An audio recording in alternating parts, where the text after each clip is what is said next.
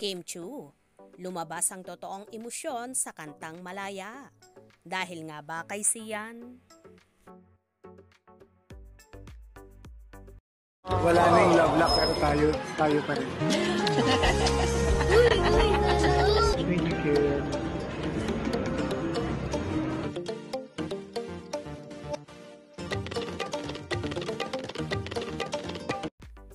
Trending si Kim Chu dahil sa kanyang reaksyon sa kantang Malaya. Nakuna ng aktres ng video na seryosong pinakikinggan ang kanta na may lungkot sa kanyang mukha.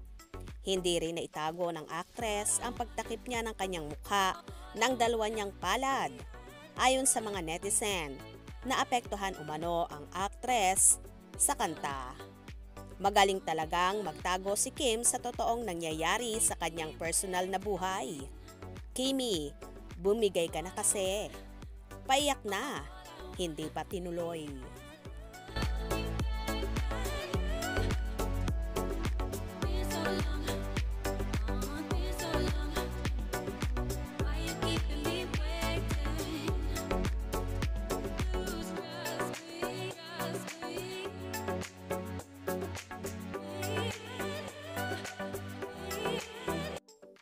Tila, nasasaktan si Kimi at hindi talaga maitago ang emosyon.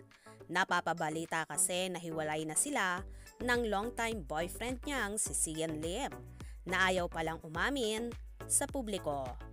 Samot-saring issue naman ang ipinupukol sa hiwalayan nila. Andyan ang mga babaeng naliling kay Sian Lim at ang pinaka-latest nga ay ang non-showbiz daw at isang staff ng Viva na si Iris Lee ang pangalan.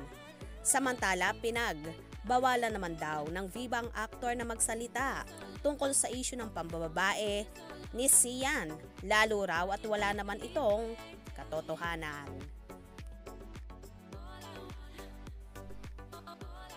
Hindi rin naman nakaligtas si Kimi kung saan nalilink din sa kanyang kapartner sa pinakabago nilang serye ang What's Wrong with Secretary Kim na si Paolo Abilino.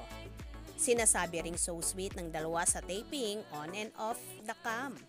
So sweet din nila sa nagdaang show sa Milan, Italy kung saan palagi silang magkasama, mamasyal at kumain.